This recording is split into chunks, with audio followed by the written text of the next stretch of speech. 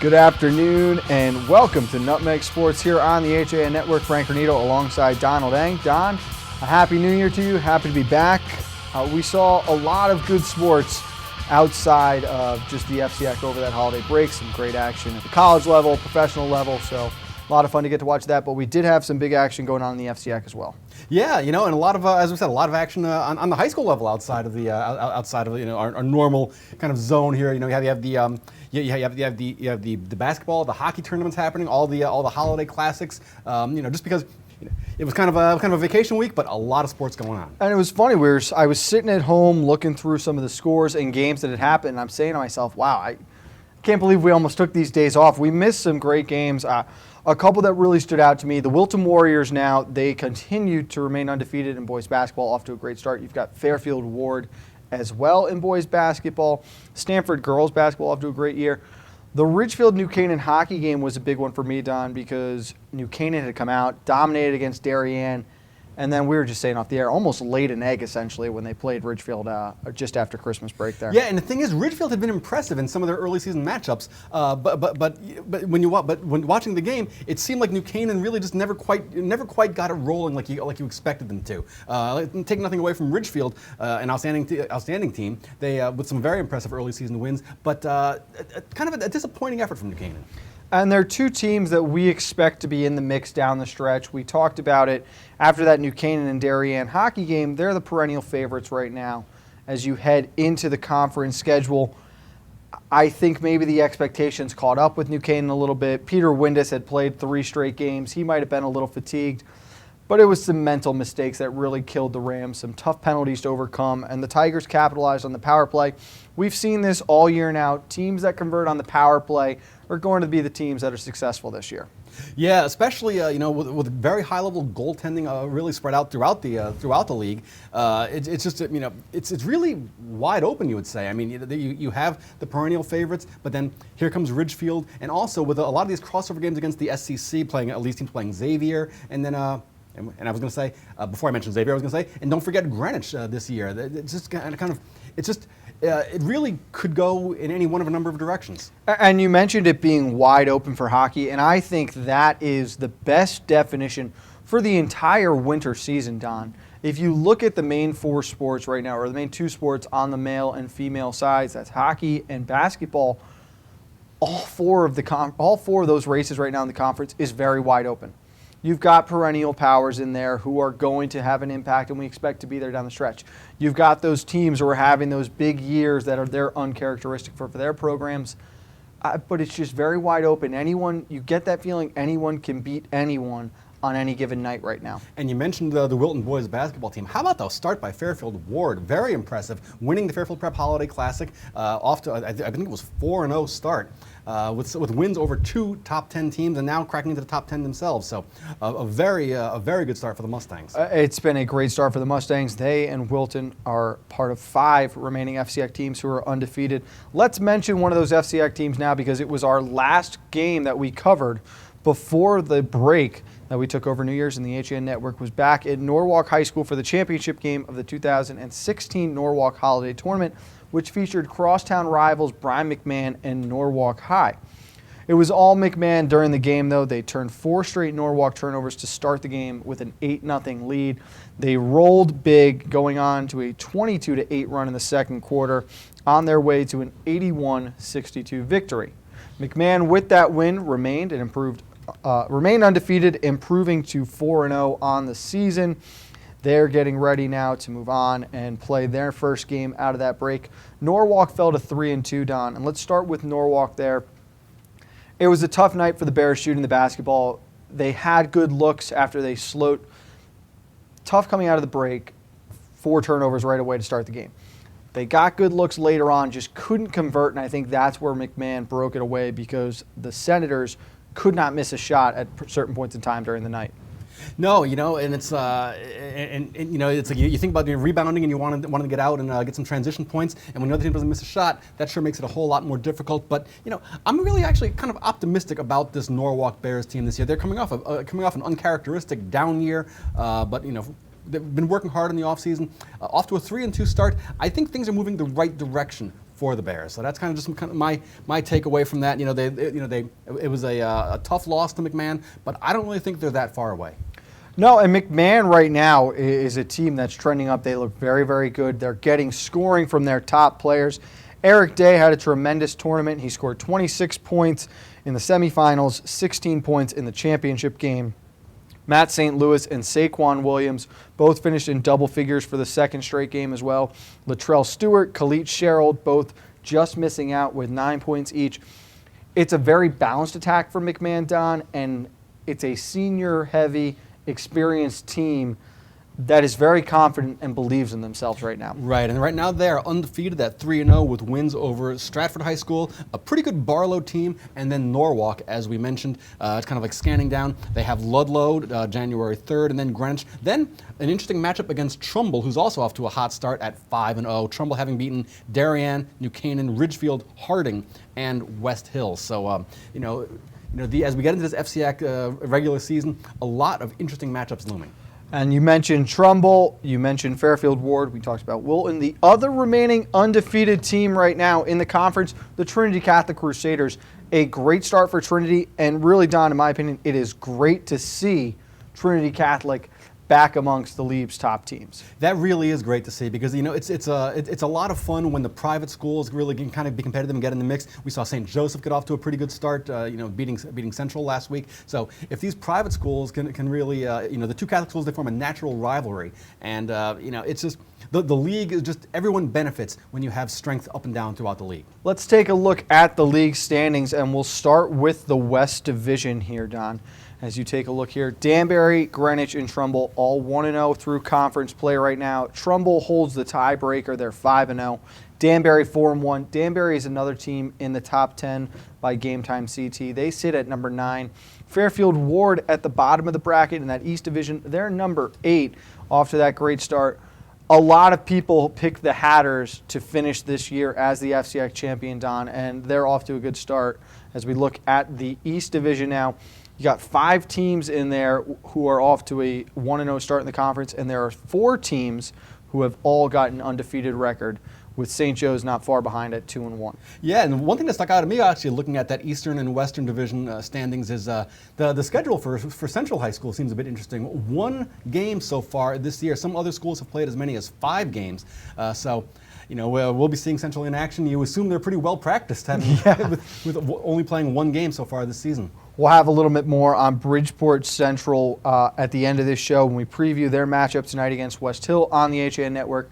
Don, one thing that stands out to me, and this is something, these standings right here, it's a very heavy East Division with top-tiered teams, where I felt this season we saw a lot of the talent and top teams coming out of the West Division. And we're going to see that later on.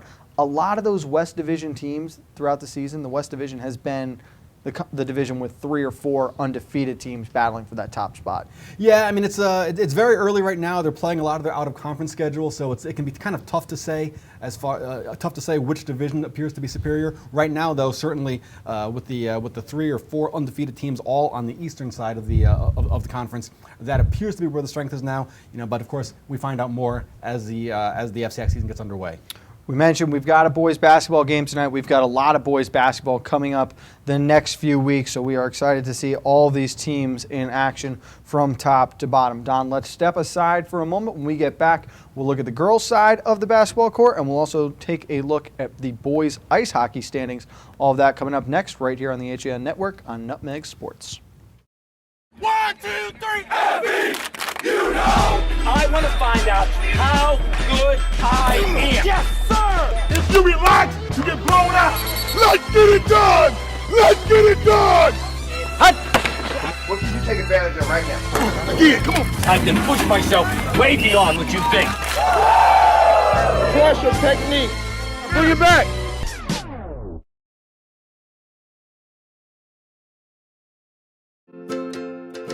Connecticut is coming back to hometown banking,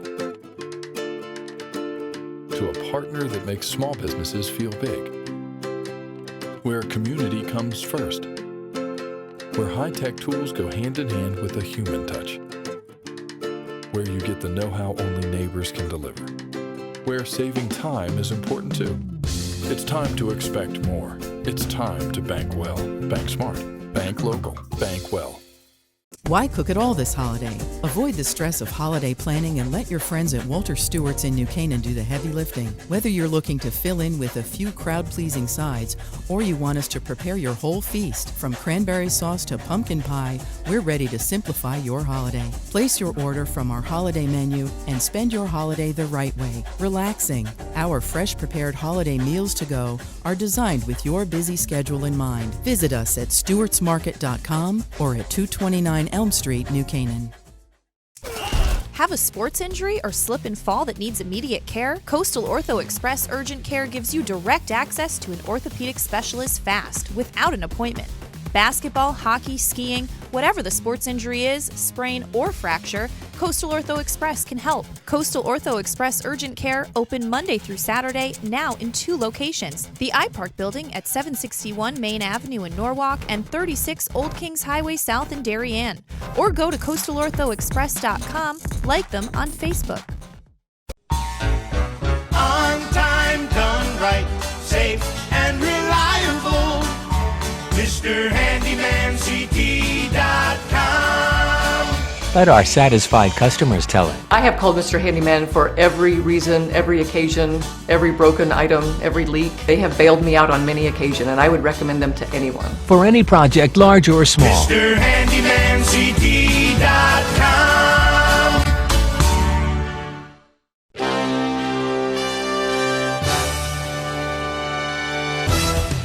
Give your day a jumpstart with the latest news, sports, weather, and more on Coffee Break, live on the HAN Network, weekdays at 11 a.m.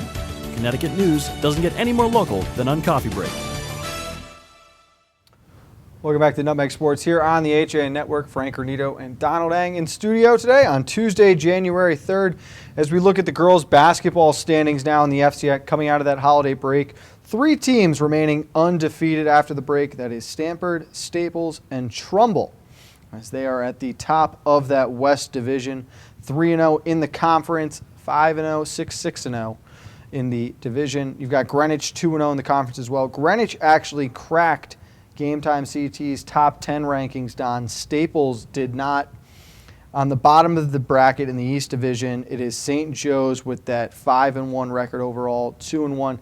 Obviously, there's that discrepancy we were mentioning before between the West and the East Division. In my opinion right now, and I'd love to hear yours, all roads run through Stamford High. They're the defending FCX and state champions. Until the Black Knights lose, it's their crown as far as I'm concerned. Yeah, I don't think there's any question about it. They were the most impressive team in the league last year. Really, the best team throughout the state that we saw all year last year, and they don't appear to have lost a step. And how about Trumbull, Hoop City there? The boys and the girls both undefeated. But getting back to Stamford for just a second, their wins are over West Hill, Trinity Catholic, Ludlow, Scarsdale, New York, and then West Hill again. And they have Ridgefield on January 4th, and then of course Trumbull on the 6th. So that a matchup of 2 teams that right now are undefeated. So that could be a very exciting matchup in just a couple of days coming up as the season gets moving. And you mentioned Stamford hosting Ridgefield on January 4th. We're going to be at Stamford tomorrow night for that game. We've seen the Ridgefield Tigers once this year. I think the one benefit the Tigers will have in that game, Don, they're another senior-heavy team. They're playing well right now, and the chemistry is there. But similar to what we saw on the volleyball court this year, it's very tough to contain or hope to limit the success that Andrea O'Connor is going to have each night for this Black Knights team. No doubt about it. The combination of athleticism that she brings to the floor every night. It's tough to contain. You almost have to put 2 players on her and then hope she doesn't find her open teammate. That's just kind of the way you do it. I mean, Ridgefield right now, as I mentioned, 4-1. They're only lost to Trumbull. So that's you're seeing.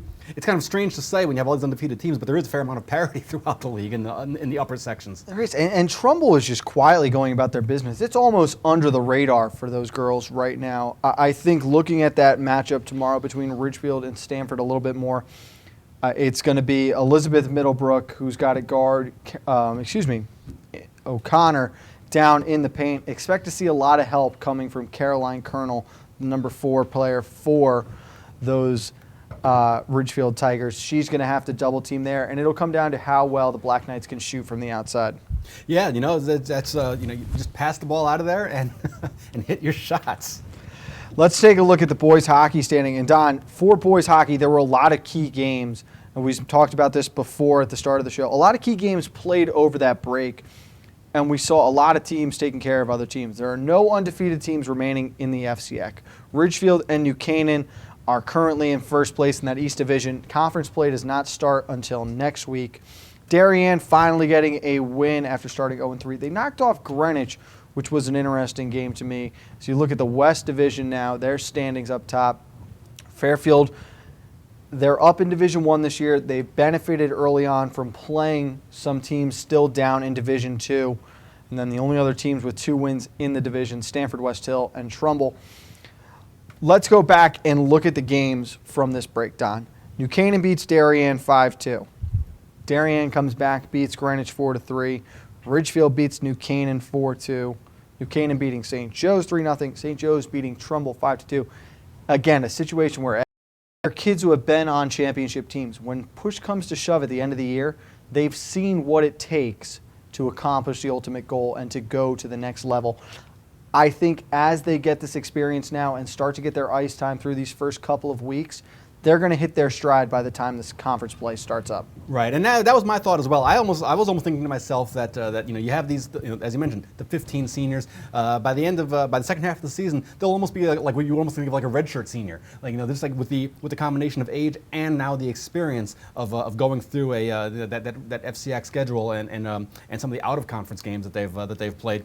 Well, what this team needed, the team had talent, the team had senior leadership. What it needed was experience. They're starting to get it. They could be a dangerous team come tournament time. And the big benefit, too, is that out-of-conference schedule that you play, where you're playing your big rivals within the FCX. Darien's going to play against Greenwich, New Canaan, Ridgefield, but they're also going to get your Hamdens, your Fairfield Preps, Notre Dames, your Xaviers. So you're getting that, you're seeing what it takes to win at the top level and what the best talent is going to look like. Greenwich and Darien have struggled a little bit early on in the year, but I think overall the FCX has done a good job in all 3 divisions with their out-of-conference schedule so far, Don. No, they really have. I mean, there's, we saw, as you mentioned, New Canaan knocked off Notre Dame of West Haven and Hamden. Their one loss, of course, being to Ridgefield. Ridgefield beat Fairfield Prep, beat Notre Dame also. Their one loss being to Xavier. So both of those schools have gone 2-1 against their primary competition, at least conference-wise. That would be the Southern Connecticut Conference. Both those schools at the top of the FCX standings have more than held their own against the best of the SCC so far this year. It should be a lot of fun, and those games are going to continue to get better and better, especially as we get into conference play. Let's take one more breakdown. We'll take a look at the girls' hockey standings when we get back, and then we'll preview tonight's game for the HAN Network between the Bridgeport Central Hilltoppers and the West Hill Vikings. All of that coming up next on Nutmeg Sports right here on the HAN Network. At Hoyt Livery, our goal is to always... Sam, what are you doing? We're filming a commercial. I'm checking out the new Hoyt on the Go app.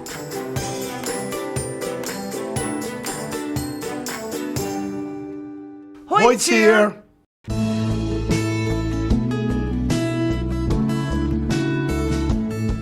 My company developed Tranquility Mind and Body Wellness Spa 13 years ago. The building had 2 huge Olympic-sized pools in it. Builders would come take a look to develop, and no one really knew what to do with it. Milford Bank saw our vision, and they jumped right in.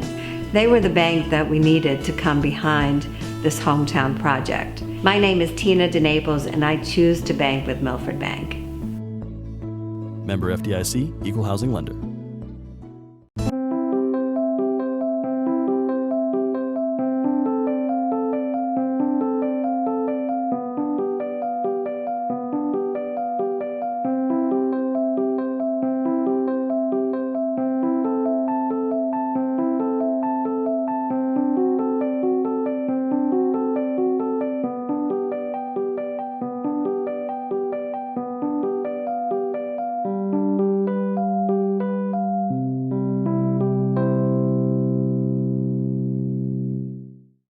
Hi, this is Leo Carl from Carl Chevrolet in New Canaan, and you've heard me talk about the Chevy Volt for years.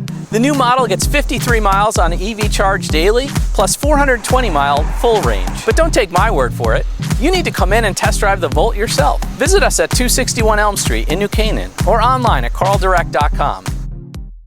At In Sports Trumbull, the game is always on inside. Recently renovated and home to one of Connecticut's largest indoor turf fields, In Sports is a multi-sport recreation center providing state-of-the-art facilities for league play, camps, and youth programs. Sign up now for the In Sports New England Top 80 Lacrosse Showcase taking place on January 14th. Coaches from New England colleges will be scouting and coaching the recruits for the college class of 2019 and 2020. The top 40 players will be featured in All-Star Game to get maximum recruiting exposure. Spots will fill up fast, so go to insports.com for pricing and more information. Like and follow us on Facebook.